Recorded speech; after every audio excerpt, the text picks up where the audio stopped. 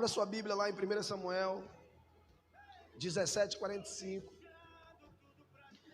Muita gente já deve conhecer essa história que fala sobre Davi e Golias.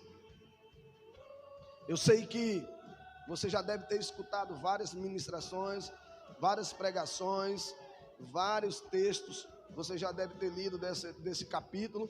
Mas a palavra de Deus, ela se renova, amém? E ela se renova todos os dias. E eu tenho certeza que Deus vai falar com você nessa noite, tá? Eu tenho certeza que Deus está falando com você nessa noite. Todos acharam? Todos acharam? É importante que você tenha uma Bíblia, tanto no celular como uma Bíblia, né, de papel, queridos.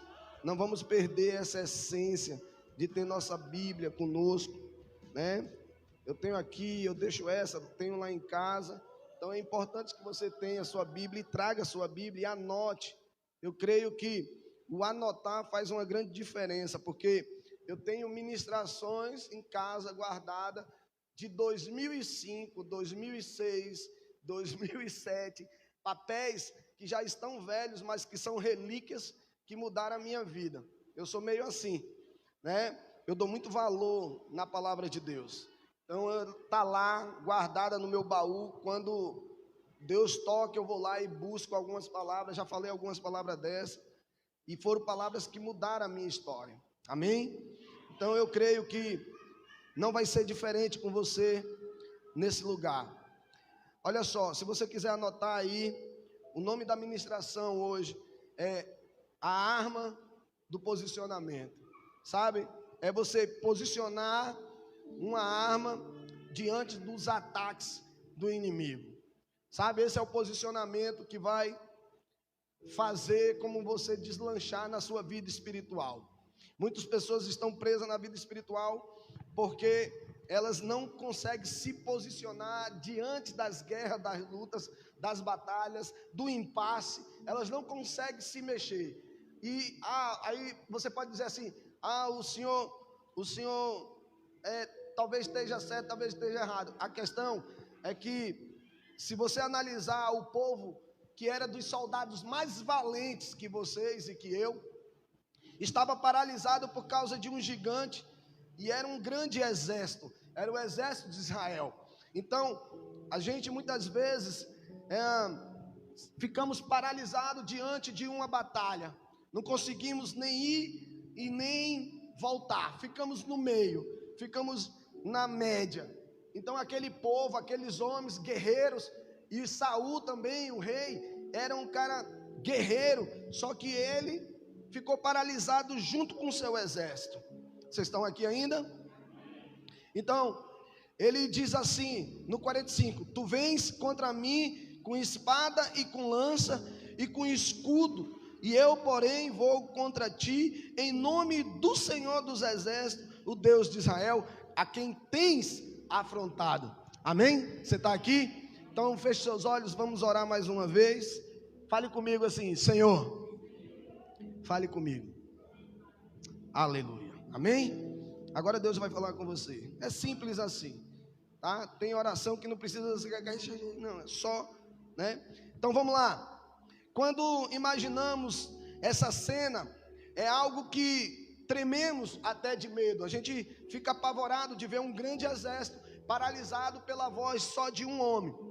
Então, Davi apenas era um garoto, acostumado com uma vida pacata, cuidando ovelhas, né, cuidador de ovelhas atrás dos montes, e de repente ele se vê diante de um grande gigante, temido por todos e temido por um exército. Diante de um gigante, todos estavam paralisados. Preste bem atenção.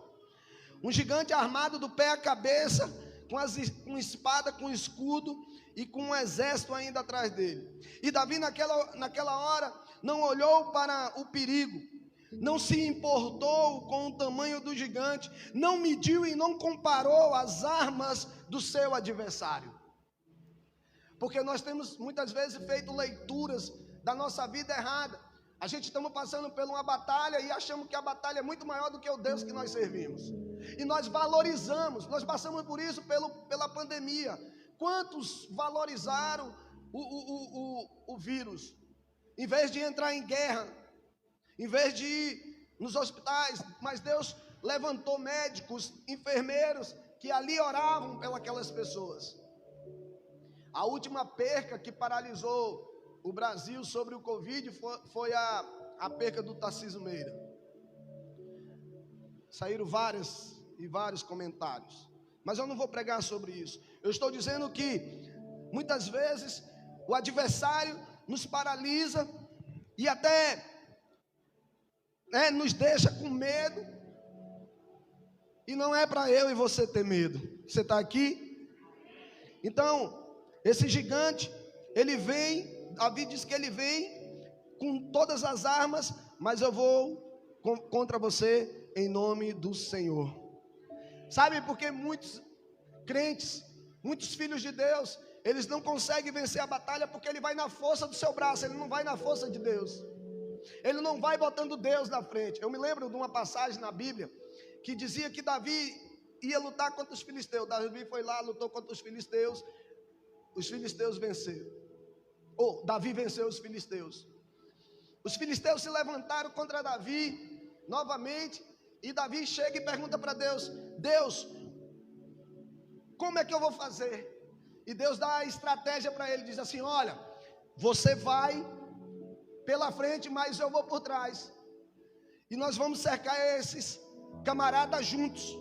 A questão é que nós estamos brigando com a força do nosso braço. Nós não estamos trazendo um aliado poderoso, que é Deus, para poder brigar junto com a gente, colocar Deus na parada. Vocês estão aqui em nome de Jesus? Nós vamos na força do nosso braço. E Davi naquela hora não olhou o perigo, não olhou o tamanho do gigante, não se importou com o tamanho dele, não importou com suas armas, não se importou com o adversário, não quis saber quem é ele, certo? Ele só simplesmente decretou que eu vou no nome do Senhor. Ele se posicionou de uma maneira diferente com o exército, e o rei não tinha se posicionado. Se você for ler a história de Josafá ganhou uma guerra sem tocar em nada, simplesmente porque ele adorava. Simplesmente ele reuniu, e o Espírito Santo falou com ele, e ele disse: mande a arca na frente. E a arca foi na frente, e tocava as trombetas, adoração, a arca foi na frente. Aqueles homens, os amonitas, moabitas e tudo que era de gitas lá, se bateram um contra o outro, e um ia se matando, porque a adoração, ela tem poder. Mas muitas vezes nós vamos na força do nosso braço. Existem estratégias para derrubar certos adversários. Hoje nós estamos lutando não contra a carne. Naquele tempo era lutando contra a carne. Hoje nós lutamos contra espíritos malignos. A Bíblia diz isso em Efésios. Então nós temos que ter uma estratégia de saber qual é o demônio que está atuando naquele momento sobre a minha casa, sobre minha vida. Amém? Eu preguei numa igreja que eu não podia nem abrir a boca, que ela falava amém. Às vezes o que está atuando é um espírito de pombagira, Exu caveira, tranca-rua, e assim vai.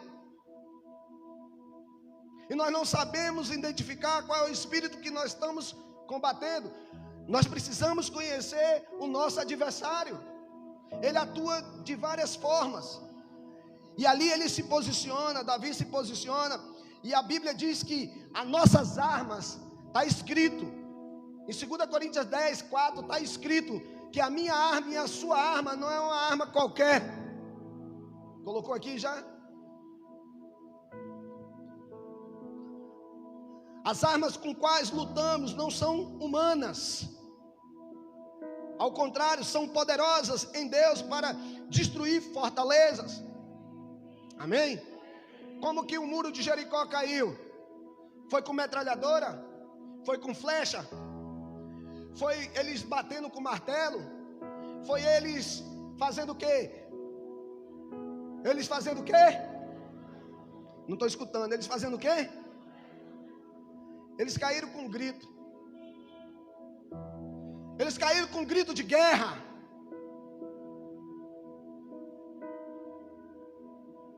Você está aqui ainda? Sabe? E Davi sabia disso. Davi estava preparado para aquele momento ali, para confrontar e matar o gigante e degolar o gigante. Porque não basta você só bater no gigante. Preste bem atenção. Não basta você só derrubar o gigante. Você tem que derrubar o gigante e cortar o pescoço do gigante. Você tem que matar o gigante, senão o gigante se levanta e derruba você. Nós temos que viver uma luta. Quando nós estivermos numa batalha espiritual, nós temos que vencer a batalha espiritual. E quando vencer essa batalha espiritual, ela não tem que voltar de novo para nos tirar do foco, porque já vencemos essa batalha espiritual. Deus é de degrau em degrau, não é descendo, é subindo. Você já venceu um, você vai vencer outro, você vai vencer outro, você vai vencer outro. É isso. Mas ele estava preparado para confrontar. Mas por que ele estava preparado? Porque ele sabia, pelo simples fato de um posicionamento, porque Davi era posicionado e tinha um relacionamento com Deus. Ele conhecia Deus, ele sabia quem era seu Deus. Amém? Às vezes nós estamos dentro da casa do Senhor e não sabemos quem é Deus, não sabemos se Deus está falando ou não está falando. É verdade ou não? Se eu pedir para alguém levantar a mão aqui dizendo, você sabe identificar a voz de Deus? São poucos que vão levantar a mão. Porque quando Deus fala, Ele cumpre. Eu já vi muitos falando muitas besteiras, falando Deus está nisso, e eu não vejo acontecer nada. Um dia desse eu estava com a Uyara passando aqui, encontrei um pastor das antigas, conhecido nosso. Esse pastor pregou e quando ele pregou, ele profetizou sobre a vida de uma irmã da igreja, que ela era estéril, ela não poderia ter filhos. E eu me lembro muito bem quando a igreja toda parou, ele levantou a espada e saiu em frente falando, esse ano ainda você vai engravidar. Sabe onde que ela está? Sabe onde que ela está? Pergunte para mim, onde ela está, pastor? No céu, morreu de Covid e não teve filho.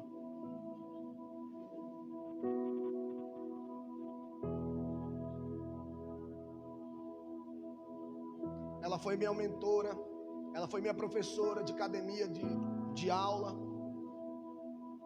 Está no céu. Morreu e não teve filho. Não teve essa graça de ter filho. Sabe, queridos? Então, ele sabia escutar a voz de Deus. Sabe, Davi conhecia Deus. Ele sabia quem era Deus. Ele servia a Deus. Um dos maiores desafios que a igreja do nosso tempo tem hoje é de enfrentar nos dias de hoje, enfrentar hoje os desafios. Você crê? Você acredita nisso? Um dos grandes desafios da igreja hoje é ser servo da igreja, sabe, é servir dentro da igreja. Um dos maiores desafios é esse. Eu vejo pessoas botando culpa nos filhos, eu vejo pessoas colocando culpa no marido, eu vejo pessoas colocando culpa nos vizinhos, na casa, no pastor, aonde for eu vejo colocando. Entende isso?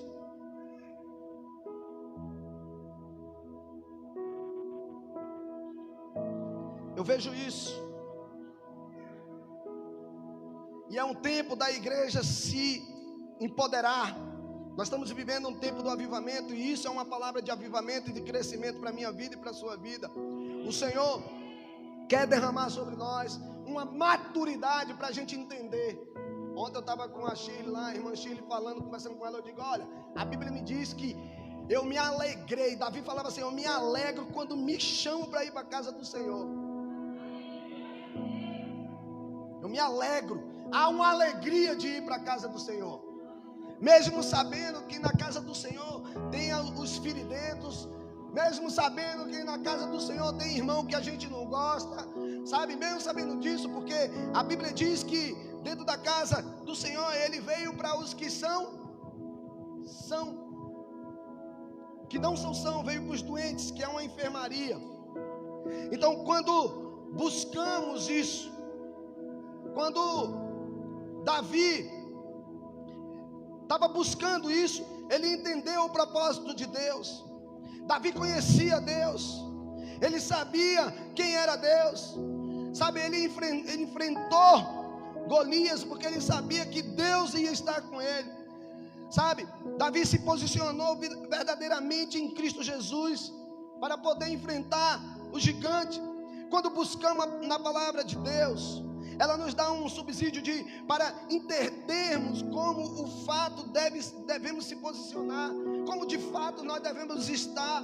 Quando nós lemos a palavra vai dizer como é que você tem que se posicionar diante dos gigantes, diante das tribulações, diante das guerras, porque vai vir guerra. Não adianta eu dizer que sempre vai ter paz, não.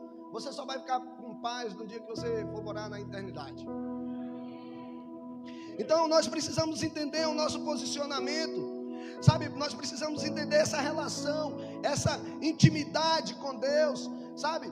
Eu e você, como homens e mulheres que estamos aqui de Deus, precisamos entender que nós precisamos buscar relacionamento com Deus, e um relacionamento profundo com Deus.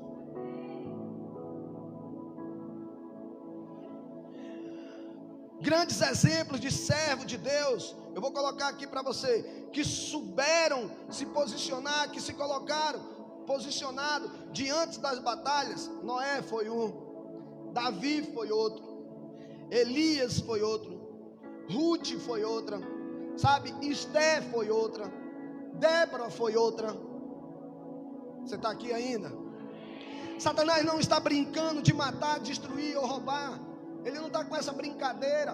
Ele tem destruído muitos casamentos, ele tem destruído muitos relacionamentos com Deus, ele tem destruído muita coisa, ele tem acabado. E a igreja não tem sido igreja na hora que precisa ser igreja. Presta atenção.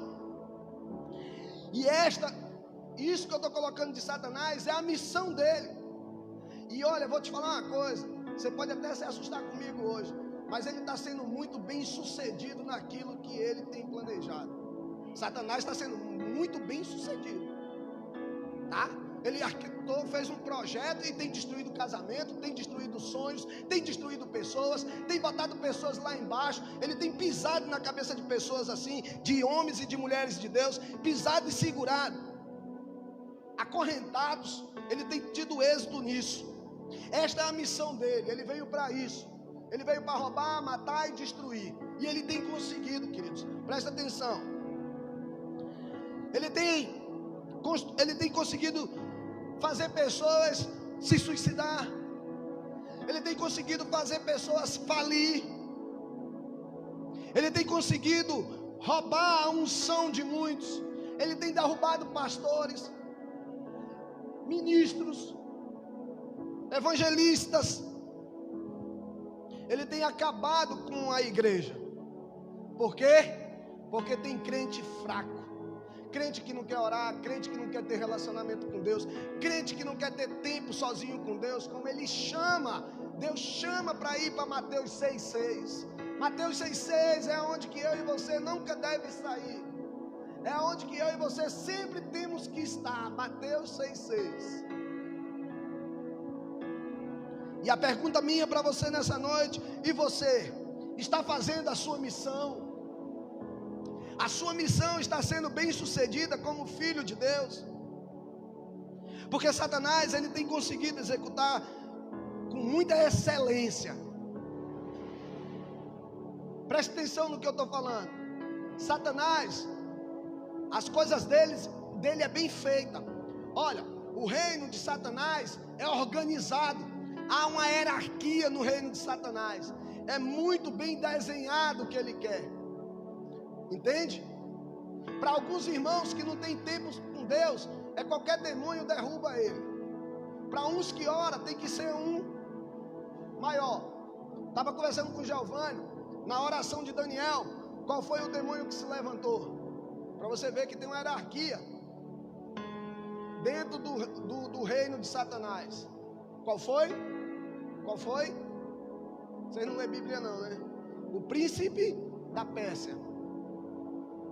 Então existe príncipe dentro do reinado de Satanás. Quando Satanás cai do céu, que é expulso, ele leva o quê? Ele leva alguns anjos. Ele leva mais alguns querubins com ele. Ele leva alguns anjos poderosos. E esses anjos hoje são os demônios que tentam nos derrubar, que tentam executar isso que eu acabei de falar. Mas uma vez Antônio Cirilo pregando, e a gente lá, ele falou: para cada um anjo caído, existe 2 anjos de Deus para combater com eles. Então, os demônios ainda são menos do que os anjos celestiais que tem lá no céu. Amém? Então eu quero te dizer, tudo isso que eu estou colocando é para que você entenda o que a gente vai falar. Então, ele tem feito isso, ele tem conseguido derrubar essas pessoas, frustrações e etc. Não podemos mais nos iludir achando que ele vai desistir. Satanás não vai desistir da sua vida enquanto ele não roubar tudo que você tem. Você tem que entender isso hoje.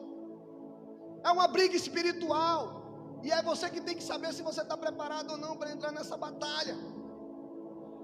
Você tem o que o Senhor deixou, o que Paulo fala em Efésios 6, 10, que a gente muitas vezes lê aquilo e ora como uma religiosidade. É uma armadura. Eu não vou falar de toda dela, mas a coraça está afogada, tem que ser apertada. O escudo da fé tem que ser erguido. A espada tem que ser bem manejada. Sabe, quando eu comecei, tem pessoas que não conhecem. Eu não estou falando de uma espada física, estou falando de uma espada espiritual, a Bíblia. Nós precisamos, conhecer. O Senhor confrontou Pedro. Quando Pedro chegou, Jesus confrontou Pedro, dizendo: o que o pessoal diz que eu sou? E aí ele diz assim: tu é o caminho, é a verdade, é a vida, não tem outro.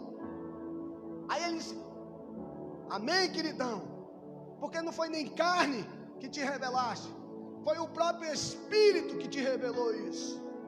Sabe? Então nós precisamos entender que não podemos ficar assim pensando que Satanás vai desistir, que Satanás não vai querer destruir sonhos, que Satanás não vai querer destruir igreja, que ele não vai querer fechar a igreja, não, que ele não vai querer destruir vidas. Nós precisamos entender isso nessa noite, saber que você está dentro de um exército, e que você é um soldado do Senhor, e que você está no meio de uma guerra, até que o Senhor volte.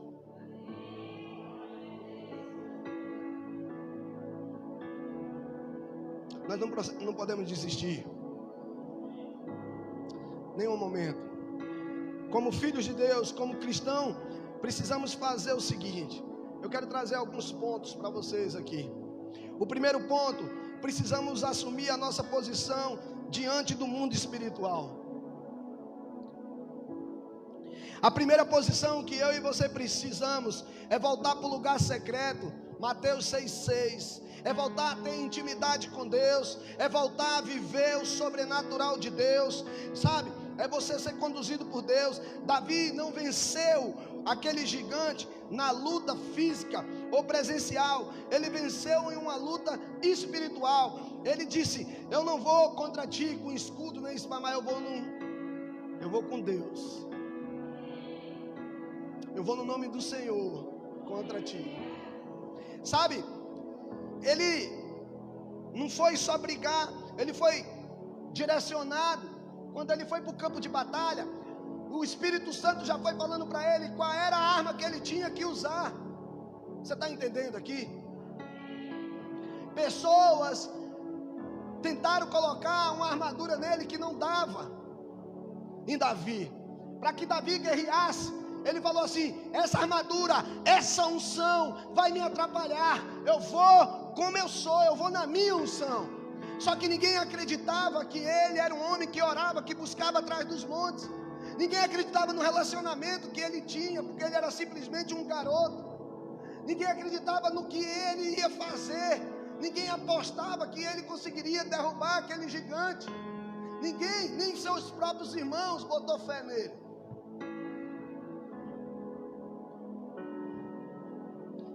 Então Davi sabia que ia conseguir vencer. Dentro dele, ele sabia que ia vencer. Isso é fé, isso é acreditar, isso é confiar em Deus. Sabe, muitas vezes nós estamos numa batalha e não sabemos se vamos sair vencedor dessa batalha. Então quando você entra numa batalha que você não sabe que você vai ganhar a batalha, você já perdeu essa batalha. Você já entrou como um perdedor. Você tem que entrar dentro da batalha, já sabendo que você vai ser o vencedor. Por um bom tempo eu acompanhava aquelas lutas lá, e eu me lembro como José Aldo perdeu aquela luta. Aquele cara, como é o nome dele? Gregory, é o Greg, né? Isso aí.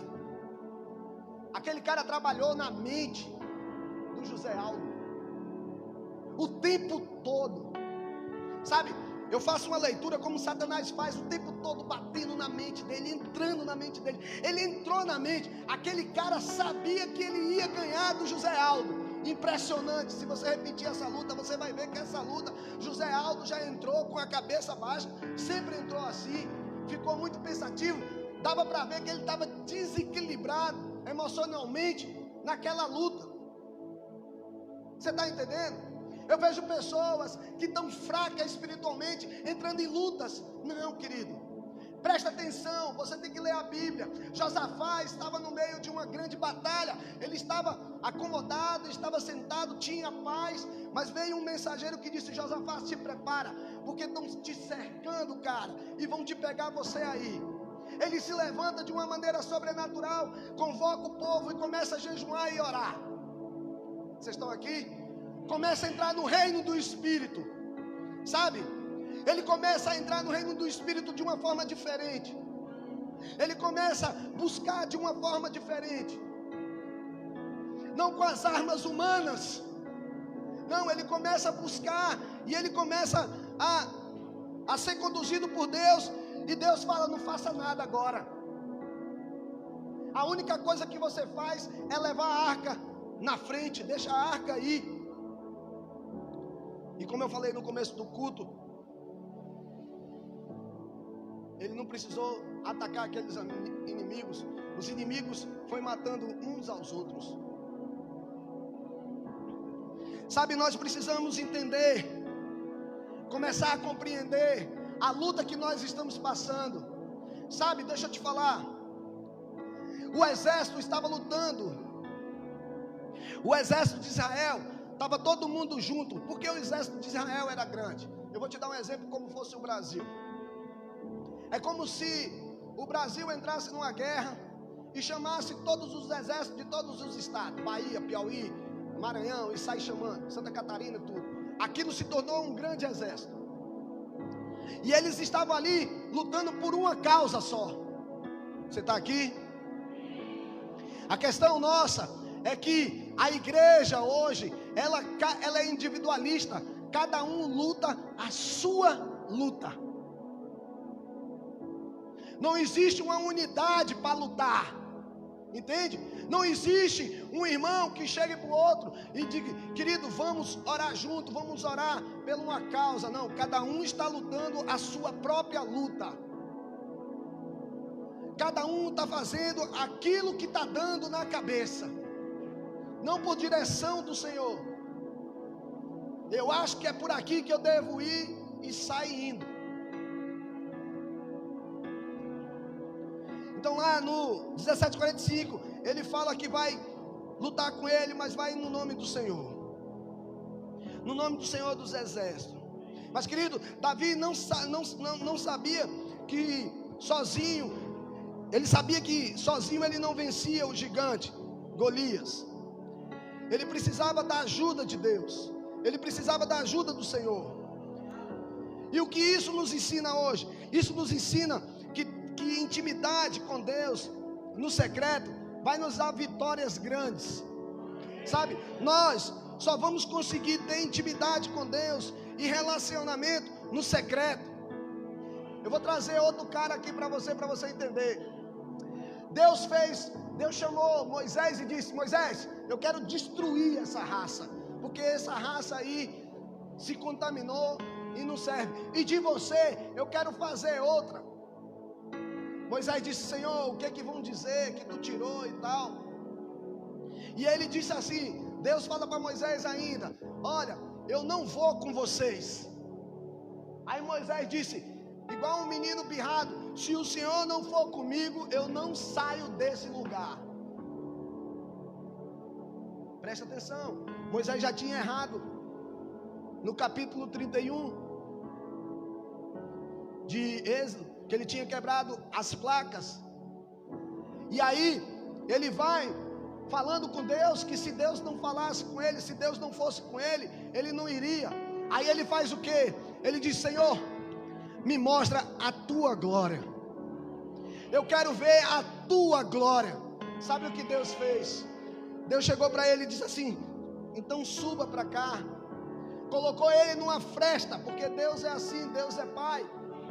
Botou ele numa fresta para poder cuidar dele. Ele entra na brecha e ele fica ali pelo povo, e ele queria ver a glória, ele queria algo mais, ele estava com sede de algo mais. E muitos de nós lemos algum texto, aprendemos alguns textos e não queremos mais de Deus, sabe? Achamos que o que a gente já recebeu é o bastante.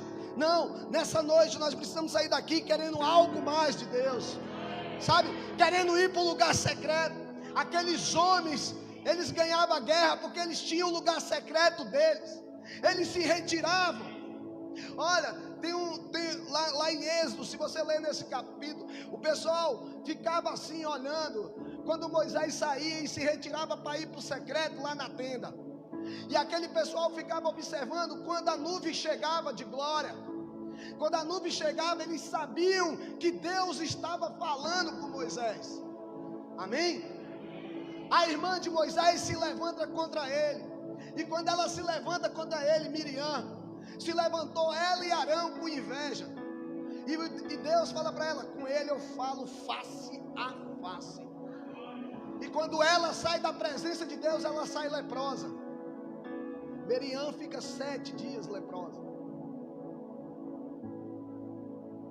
Sabe, queridos, nós precisamos entender que o lugar secreto, sabe, que Davi passou, que Moisés passou, sabe, que Jesus nos ensinou, que Jesus ensinou para os seus discípulos. O lugar secreto é lugar de comunhão, é lugar da gente buscar a presença de Deus. Sabe, se não tiver lugar secreto, se não tiver um lugar atrás dos montes, se não tiver o seu quarto, sabe, você não vai conseguir vencer algumas batalhas. Não vai conseguir. Hoje eu chorei demais pela uma igreja que tem uma igreja que está ficando fraca. Eu vejo pessoas que estão no mediano, na mesma coisa, e elas não têm coragem de dar mais um passo para poder Deus fazer novamente sobre a vida delas. A minha oração nesses dias é que toca, Senhor, toca, sabe? Sem tempo com Deus, nós não vamos vencer os desafios maiores, não vamos conseguir alcançar os nossos objetivos, sabe? E quando vir a grande dificuldade, a grande tribulação, a gente vai ficar. Presta atenção no que eu quero dizer. Dá para você abrir Lucas 4, do 1 ao 13, eu acho, por favor. Presta atenção aqui em mim. Esse foi um grande desafio para Jesus.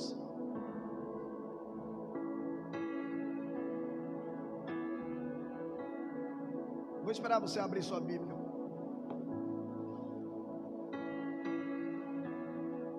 Jesus estava o quê? Cheio do Espírito Santo. E aí, quando ele estava cheio do Espírito Santo, ele voltou do Jordão e foi levado pelo Espírito.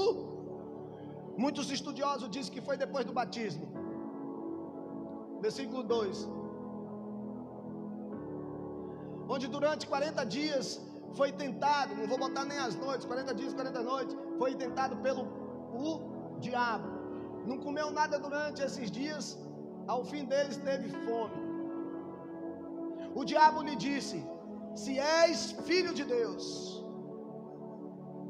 manda essas pedras se transformar em pão. Sabe, querido, começou uma batalha espiritual na vida de Jesus. Você pode achar assim, era Jesus, era o cara, é isso mesmo. Mas eu quero te fazer uma pergunta. Como é que você acha que Jesus venceu essa batalha? Fazendo o quê? Orando, jejuando e o que mais? Volta para o primeiro capítulo, o primeiro versículo. Cheio do Espírito Santo. Uma igreja poderosa para vender Satanás, para render Satanás, para vencer Satanás, é uma igreja cheia do Espírito Santo de Deus. Sabe, ele conhecia, eu quero que você entenda isso aqui, ele conhecia a palavra Jesus, rebatia tete a tete. Com quem? Com Satanás. Satanás conhecia a palavra também. Satanás foi criado por quem, gente? Por Deus, pelo próprio Deus. Quem era Satanás? O braço direito de Deus. Não era qualquer pessoa no reino celestial.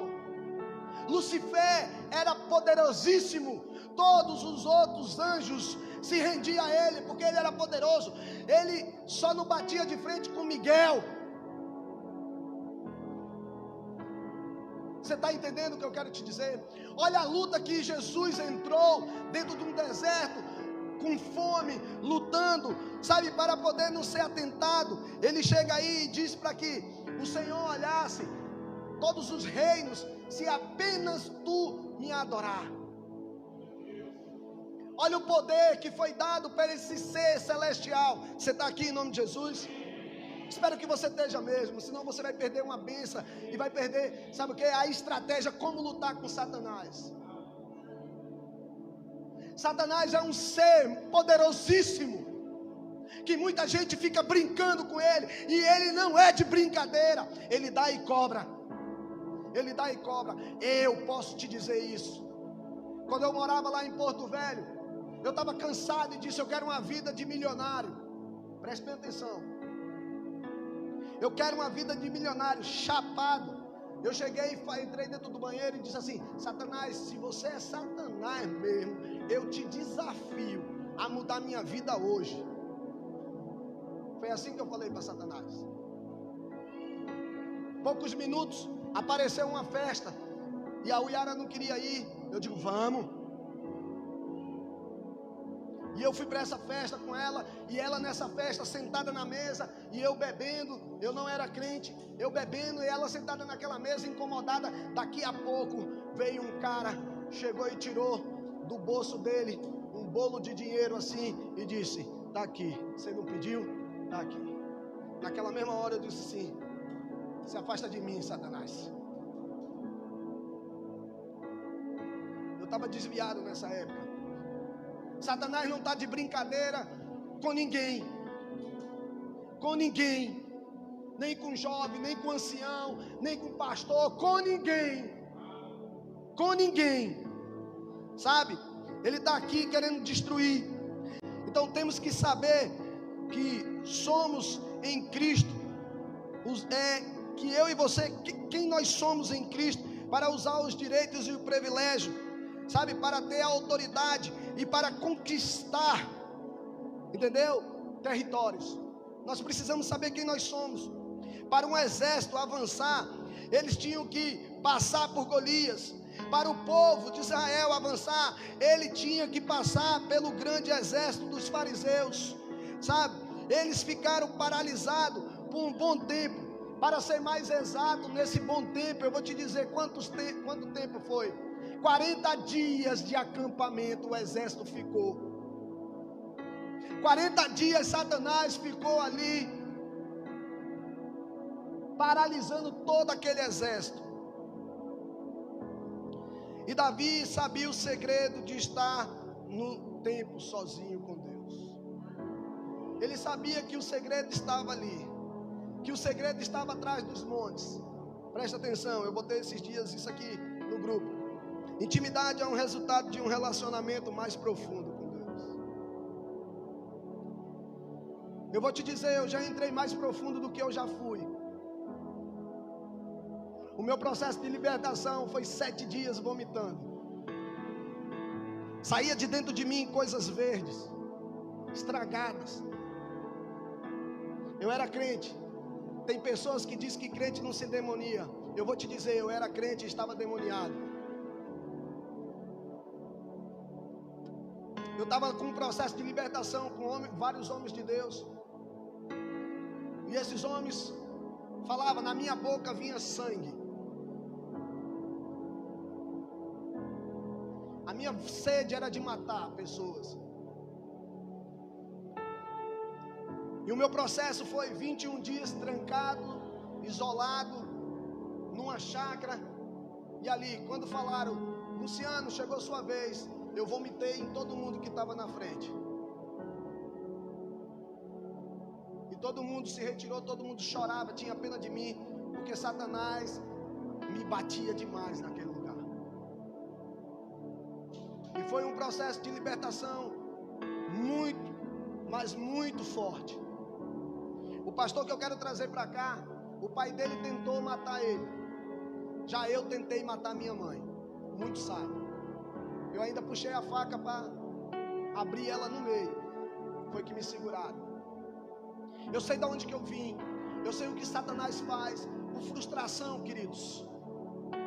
Por brincar com Satanás. Não brinque com Satanás, que Satanás não está brincando com ninguém. O projeto de Satanás é destruir o projeto de Deus. E o projeto de Deus é família. E a igreja é uma família. Eu nunca contei todo o meu testemunho, eu conto por parte, porque se eu for contar, demora.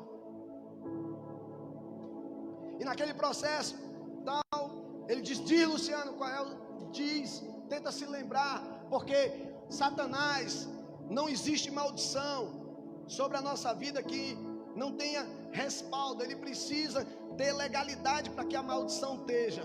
Ele disse, eu só posso descobrir, eu só posso fazer esse mapeamento, eu só posso te tirar desse lugar onde que tu está, se pelo menos tu der uma dica, que a gente já está orando e não está. Eu fui perto de um pastor, eu digo, pastor, eu preciso falar com você. Ele disse, sai de perto de mim, Luciano, sai de perto de mim, sai de perto de mim agora. Quem conhece de briga espiritual e quem tem entendimento de briga espiritual sabe que quando a gente entra numa briga espiritual, a gente sai fraco dessa briga. O pastor não aguentava mais lutar comigo. Saía um, entrava outro. Saía um, entrava outro. Até a hora que um pastor chegou lá e disse, Deus me revelou a situação do Luciano. E eu não sabia que eu era bastardo e que eu fui consagrado num terreiro de Umbanda a Exu Caveira. Então, deixa eu te falar, Satanás entrou como uma cunha. Quem estava comigo lá entende? Meus pais fizeram isso e eu paguei um preço sem saber. E foi horas e lutas até Deus revelar realmente o que era. Quando revelou, eles entraram com óleo na minha cabeça. Oh, meu Deus. E botou a mão e disse, sai. Agora, em nome de Jesus, eu caio. E nunca mais fiquei endemoniado. Queridos, Satanás não está brincando. Satanás não veio aqui para brincar comigo e com você. Ou você é crente ou você não é. Ou você é filho de Deus ou você não é. Se ele não consegue te atingir, ele atinge a tua geração. O filho bastardo até a sua 10ª geração não entra. O pastor Fábio sabe disso do que eu estou falando. Chamaram o pastor Fábio e disse, corre pastor Fábio, que agora o Senhor tem que derramar sobre a vida dele a paternidade.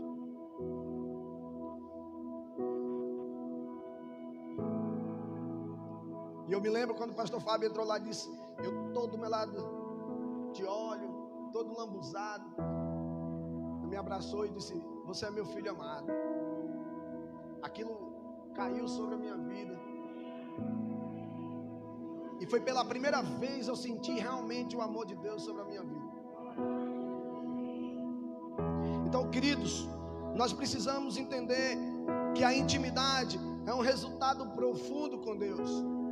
Quando você tem um resultado profundo com Deus, quando você é cheio de Deus, deixa eu te falar, você não responde às pessoas mal. Você não tem uma cara diferente de arrogância. Você não tem orgulho, você é um verme. As pessoas pisam em você e você não faz nada, porque você é verme. Verme não dá bote. Quando nós estamos cheios de Deus, nós não conseguimos responder ninguém. Quando nós estamos cheios do Espírito Santo, nós se transformamos em outra pessoa. Entende? Pessoas que você pisa nelas e elas automaticamente já respondem agressiva. Me mostra onde que tem Espírito Santo aí. O Espírito Santo é agressivo? Ele não é. Bote aí, Caio. Os frutos do Espírito Santo. Eu não sei de qual todos, mas eu sei que um lá tem amor. Eu sei que um lá tem domínio próprio. Eu sei que lá tem paz. Sabe, nós precisamos viver de maneira diferente. Intimidade é um resultado de um relacionamento mais profundo. Segundo ponto, precisamos assumir a nossa posição diante da cruz. Ali. Mas os frutos do Espírito é amor, alegria. Quando eu vejo uma pessoa toda hora,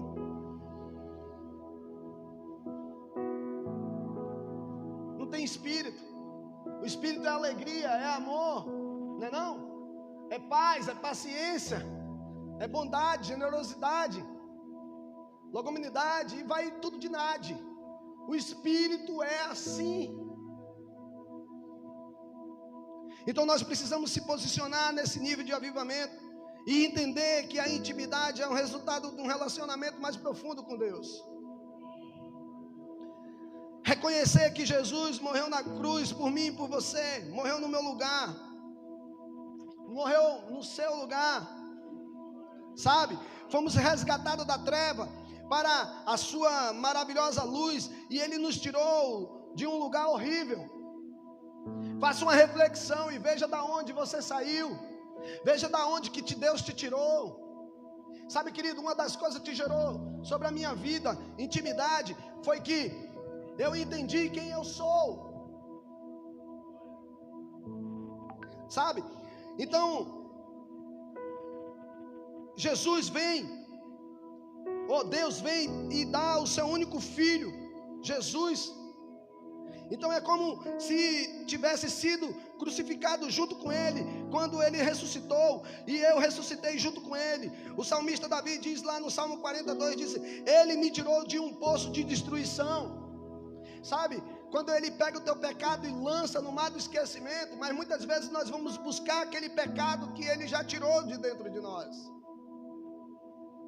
Sabe, Deus quer que eu e você viva uma vida próspera. Ele quer que eu viva uma vida de amor, mas muitas vezes somos nós que trazemos a destruição para dentro de nós. Ele já te tirou de um atoleiro, Ele já te tirou de um lamaçal, mas a gente fica ainda lá na lama, patinando, sabe, estamos lá. Ele já te libertou. Presta atenção, intimidade é um resultado de um relacionamento de confiança. Quando eu e você entender que temos que ter esse relacionamento de confiança, a nossa história vai mudar. Quando depositamos nossa confiança verdadeiramente em Deus, os nossos projetos prosperam, porque a intimidade alcança através da confiança, e essa confiança tem que ser nele. Amém? Você está aqui? E ele diz assim, tem vários textos aqui, eu só vou dar os textos, não dá para ler mais, né? Bem-aventurado o homem que põe no Senhor a sua confiança. Salmo 44. Perdoou os nossos pecados, Colossenses 1,14. Adotou-nos como filho, Efésios 1,5. Selou eu e você com o Espírito Santo, Efésios 1,13. E nos fez templo, 1 Coríntios 3,16. Eu e você somos habitação do Senhor. Sabe, nós somos casa do Senhor. Sabe, nós somos morada do Espírito Santo. Agora deixa eu te falar uma coisa. Como é que está a casa? Como é que nós estamos para o Senhor fazer morada dentro de nós? A nossa posição tem que ser como um povo eleito, escolhido. Você entende? Eleito e escolhido. Sabe, isso aqui tem que ser um privilégio, ser separado por Deus. Mas sabe qual é o privilégio que a gente ama? Ser separado por homens. Ah, se fulano me trazer para o seu rol de conhecimento, ai que legal. Mas para Deus aqui, ó, a gente não quer pagar o preço, a gente não quer estar sendo separado para Ele, buscando. Você e eu, porém, somos geração eleita, sacerdote real, povo santo, exclusivo de Deus. Existe uma exclusividade. Deixa eu te lembrar o que é ser exclusivo. Quando você quer ir em Teresina e não tem condições de ir de carro, você quer pegar um ônibus. Qual é o ônibus que você escolhe quando você tem condição financeira? O Execu. Por quê? É melhor. Tem mais excelência. O leito, né? É o melhor. Como a Cauana falou. Porque é melhor. Não para em todos os cantos. É isso aqui, ó. Exclusivo de Deus. Sabe? Eu quero que você entenda. Vou repetir de novo. Você é uma geração eleita, um sacerdócio real, nação santa, sabe? E povo exclusivo de Deus. Deixa eu te falar. Você tem um dono. Você não manda na sua vida. É isso que você não entende. Sabe? Quando você levantou a mão, o teu erro foi levantar a mão. Porque o Senhor perdoa o tempo da ignorância. O erro nosso é levantar a mão dizendo: Senhor. Como é que a gente faz? Aqui é uma metáfora para você entender. Senhor, eu te aceito. Ô, coitado. Quem te escolheu foi Deus. Ele que te aceitou. Não é você que aceita Deus. Nós se botamos no mérito que eu aceito Deus. Não, está errado. É Ele que te escolheu. Ele que te separou. Entendeu? Ele que te chamou. Não foi eu que vim voando, porque pela minha força de vontade, pelo meu desejo, eu não tinha vindo para Cristo não, querido. Alguns de vocês devem ter vindo porque vieram com dor. Eu não vim com dor não. Eu vim porque foi o Senhor que me chamou. Um primo meu pregou para mim e disse: vamos para a igreja hoje. Eu digo: hoje eu vou para a igreja. E o pastor pregou. Pergunte para mim o que ele pregou. Pergunte o que ele pregou, pastor. Não sei até hoje. Não sei. Era para eu saber. Porque foi ali que eu aceitei Jesus, né? Como eu falei. Não. Aí eu não entendia nada no meio daquela crentalhada toda. Aí eu só sei que meu primo estava aqui. Senhor. Aí eu olhava para ele e digo: ei, doido. E eu vou te confessar uma coisa. Eu estava doido para sair da igreja, porque já tinha um encontro marcado com umas mulheres lá da Bahia, que não era minha esposa. Eu digo: doido, o que tu estava fazendo ali, doido? Ele disse: não, é coisa minha, coisa do Espírito Santo. Eu digo: mano, que hora vai acabar esse culto aí teu, pra gente vazar? E eu estava querendo desviar ele. O nome dele é Vandinho. Tá querendo desviar ele, Eu digo: que hora vai acabar pra gente, ó? Ele disse: não, mano, calma, depois eu vou te apresentar o pastor. Eu digo: não, mano, deixa o pastor pra lá, vamos sair. Eu sei que o pastor fez um apelo lá: quem quer aceitar Jesus? Aí eu vi um saindo, outro saindo, e ele lá pulando, e eu chamando ele: mano, vamos embora, coitado. E ele calmo, e ele orando. Mas aí depois eu entendi que ele estava orando pela minha vida. E foi saindo o pessoal do banco, e foi fazendo uma multidão lá. Aí eu disse: cara, falei para ele: tá me dando uma vontade de eu ir lá na frente. Ele disse: então bora, doido. Eu digo: peraí, pô, e se eu for lá na frente, o que vai acontecer? Não vai acontecer nada não, vamos. Eu digo: vou nada. Só que tá assim, tá ruim o negócio, eu quero ir lá. Aí a igreja era assim, O altar era dessa altura.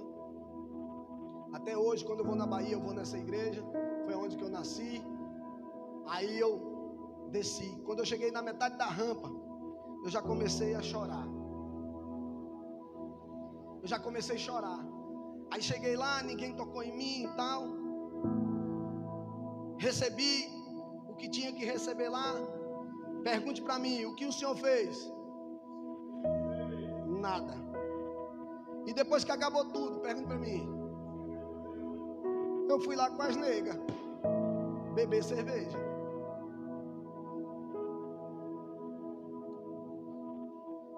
Quando eu cheguei em casa, eu disse para minha mãe: mãe, me converti.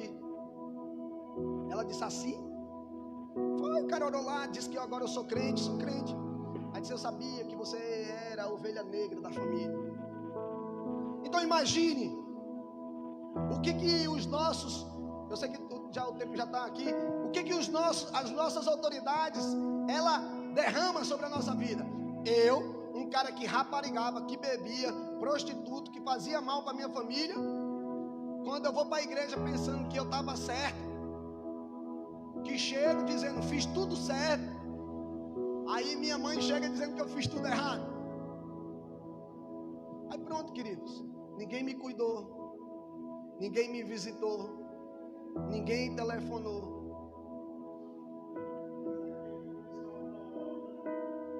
É fiel. Amém? Ninguém. Tem pessoas aqui que a gente quer cuidar, mas não querem ser cuidada. E ninguém cuidou de mim. E eu caí. Fiquei no mundo, sem entender nada.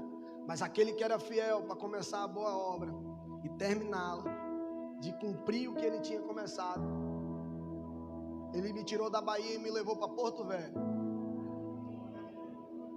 Cheguei em Porto Velho, me apresentaram uma célula. Vou terminar com esse testemunho aqui.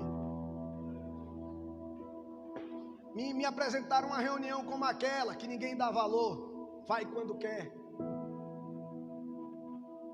Vai quando quer. E eu ali, cabeça baixa, pregaram. Não sei o que foi que falaram também na célula, que eu era desligado. Eu sei que eu estava doido para sair para ir beber, mas minha prima não me levou para lá. Disse: vamos, cara, é uma reunião, é um negócio legal e tal, vamos lá. Eu fui. Eu pulei isso, mas eu vou colocar aqui. Depois de tudo isso, eu me separei da Uyara. A Uyara ficou na Bahia e eu fui embora. Aí fui para Porto Velho, onde que tinha uma tia minha, onde que tinha serviço para eu trabalhar. Mas Porto Velho era só desculpa de Deus para me pegar de novo, entendeu? Aí minha prima foi, me levou para a reunião. Eu sei que terminou a reunião. E aí um pastor negão chamado Marcelo, aí ele veio e trouxe um cachorro quente aqui na minha mão. Aí ele disse: Jesus te ama. Eu nem comi o cachorro quente porque eu chorei tanto em cima do cachorro quente.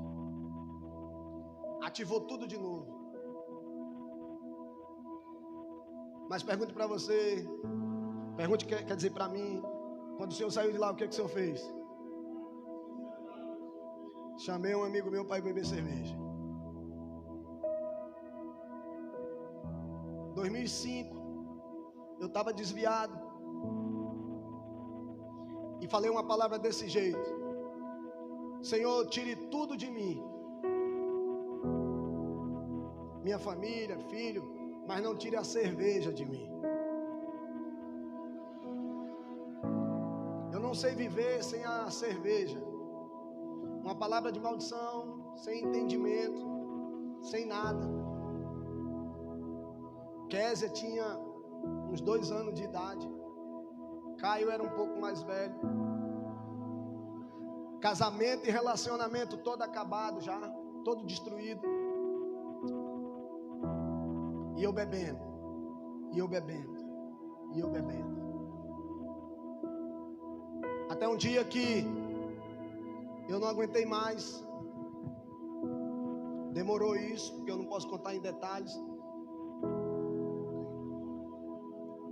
E eu conheci um casal, e esse casal começou a investir na minha vida,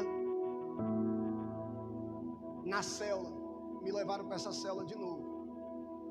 E Manuel e Sônia começou a me tratar, começou a jejuar, a pagar um preço pela minha vida, orar. E eu disse: no dia que eu decidi voltar para Jesus, eu volto e nunca mais eu saio. E aqui estou eu. Eu decidi não viver mais no mundo. Eu decidi viver uma vida diferente com Deus. Eu tinha muita coisa para falar, mas eu sei que você entendeu.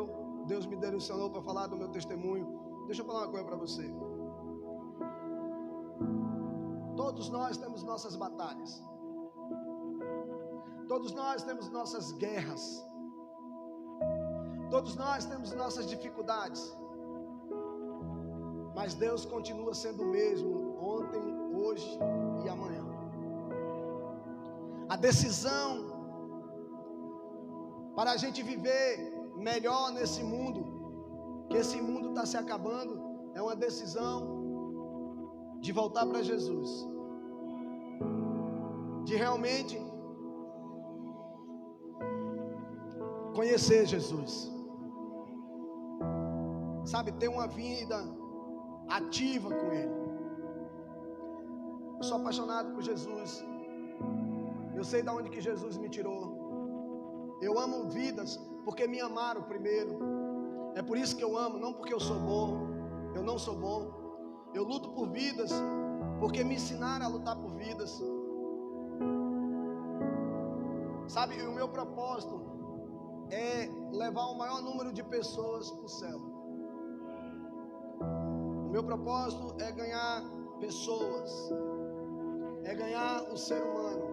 Mas não é ganhar simplesmente de boca, trazer aqui ou encher a igreja. É ganhar o coração e alcançar o coração dessas pessoas, como a palavra diz, para a gente dar fruto de arrependimento. Cuidaram de mim, apacentaram de mim, me deram um amor que eu não conhecia, um amor que o meu pai, que minha mãe não puderam me dar. Aquelas pessoas me apresentaram o Senhor Jesus, Ele me deu. A minha vida não foi fácil. O processo foi 10 anos para que eu libertasse. Eu perdi tudo. Eu voltei para o poço. Eu voltei a não ter nada na minha casa, porque muitas vezes você acha que eu fico forçando muitas pessoas a dar o alimento. É porque eu não tinha nada para comer. Um profissional como eu era, um dos melhores profissionais na minha função, não encontrava emprego. Deus fechou as portas. Deus começou a eu passar o deserto. Deus começou a trabalhar comigo de uma maneira diferente. As pessoas que estavam do meu lado eu não entendia. Ué, porque elas não tocam, porque elas não fazem nada. Ué, porque elas não me ajudam. Ué, porque a Kézia até conheceu. Ué, porque Manuel me ajudou a me tirar da bebida e agora não me ajuda. Porque o Tião não me ajuda, cara. Tão fácil me ajudar, porque eles não estão vendo que eu não tenho nada para comer. Eles estão vendo que está difícil, Yara, está complicado. Pelo amor de Deus, o que eu vou fazer? Eu deixei para trabalhar de ajudante, um currículo lá para o cara. Eu digo: não, cara, eu trabalho de ajudante. Ele disse: não, a tua profissão aqui não pega. Até hoje eu espero a ligação daquele infeliz para eu trabalhar de ajudante. E o Tião e tal. Aí, para encurtar a conversa, eu cheguei para o Tião. Eu falei para o Yara uma noite antes. Falei mesmo assim: o Yara, não tem mais jeito. Eu tenho que limpar o quintal do povo aí. Vou ver se eu arranjo uma enxada emprestada, porque nem enxada eu tinha. Kézia lá. Doeu quando o Kézia olhou para mim e disse assim: papai, hoje eu vou ter meu leitinho. Aquilo doeu, cara, porque eu brigava com Deus. Era uma briga que eu tinha com Deus. Não era uma briga com a Oyara, nem com o pastor, nem com ninguém, nem com meu pai, nem com a mãe. Era com Deus. E eu quero te dizer, ainda agora ajoelhado aqui, eu falei: Deus, brigar com o Senhor é muito difícil. Quantos estão entendendo o que eu quero dizer? É relutando aquilo que Deus quer que você faça. E eu brigava. Não faço. E aí eu disse: eu vou. A Uyara tinha lançado uma palavra. A Uyara era um pouquinho para frente demais. E a Uyara disse o seguinte: nunca eu vou trabalhar em uma casa de família. Eu não me rebaixo a esse nível. Pois Deus fez ela trabalhar numa casa de família, senão a gente ia morrer de fome. E saiu os dois. E aí eu liguei para o Tião. Tião era um grande empresário.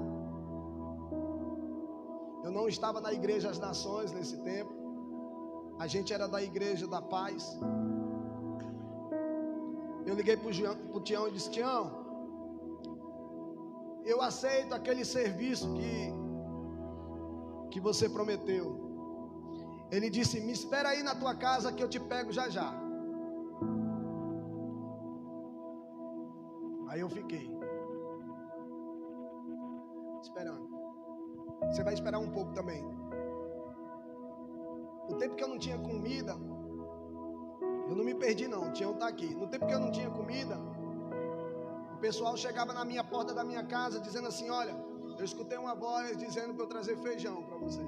Feijão cozido, não era cru não. Aí o outro dizia assim: ó, mandou trazer carne aqui. Mandou trazer arroz. E eu: traga, coloque. Nesses dias eu tinha botado coloral na água e tinha um bucho. E eu estava fazendo para dar para o Caio, para o Uyara, e eu jejuando.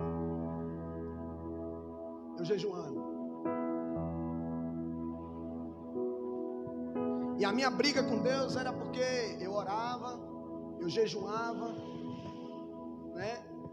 Eu vi o sobrenatural de Deus, sabe? E eu sem entender porque tudo aquilo acontecia comigo. Eu dei um murro na geladeira, que o congelador dela caiu lá embaixo, não tinha nada mesmo. Depois que eu tirei minha mão, estava escrito uma frase lá que nem eu sei, só quem sabe é a Uyara. Pergunta para ela o que estava escrito na geladeira quando eu bati na geladeira lá. Finaliza aqui. O Tião chega, dá ré no Vectra dele. Ele dá ré no Vectra. Que eu estava morando num quartinho, numa vila. Só tinha o quarto, o banheiro, e o Caio dormia na sala, e Kézia dormia junto com nós. Não dava para dormir todo mundo, para você ter uma noção. Ele deu a ré, parou, desceu, abriu a mala. Queridos, tinha tanta comida naquela mala. Acredite, confie em Deus e tudo vai. Até hoje ela grava isso. Isso tem muitos anos. Ele abre aquela mala, o que tinha de biscoito recheado. O Caio deu até diarreia nele, de tanto ele comer. Fazia meses. Kézia, leite, tudo. Ele disse: Luciano, eu não poderia meter a mão aonde que Deus estava trabalhando. Para finalizar, tem hora que a gente não pode meter a mão aonde Deus está trabalhando, senão quem morre é nós. Foi por isso que Uzá morreu, porque ele meteu a mão aonde que Deus estava trabalhando no coração de Davi. Isso são mistérios que eu aprendi. Eu digo: poxa, Tião, ele disse: agora você está no estado perfeito que Deus te quer, sem arrogância, sem ser orgulhoso, sem ser arrogante. Agora Deus vai fazer na tua vida. E a partir de hoje, Luciano, a gente vai te manter até você arranjar um emprego. Quando foi na semana seguinte, uma mulher chegou evangélica lá da vila e disse: meu irmão, eu vou te falar uma coisa. Eu tive um sonho com você, que aparecia um amigo seu num carro verde e ele trazia um emprego para você. Cara, depois que essa mulher fechou a boca, um amigo meu disse: tu tá em casa? Eu digo: tô. Ele chega com a moto verde. Não era um carro, mas era a moto verde. Ele disse que todo mundo me chamava de baiano. Aí disse assim: baiano, se arruma, porque o pessoal da empresa quer você hoje lá, porque tá precisando de embarcar umas máquinas e tem que ser você. Eu trabalhava com máquina pesada. E aí, ali a minha vida começou a abrir, queridos. Sabe?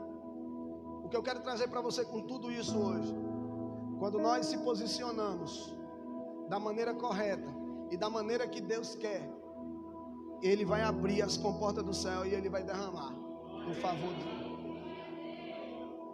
Sabe? Chegou o tempo de parar de lutar com a força do nosso braço e entender que nós precisamos depender de Deus e entrar em outro nível, no nível de busca, no nível de intimidade, e deixar Deus fazer, porque Ele vai fazer.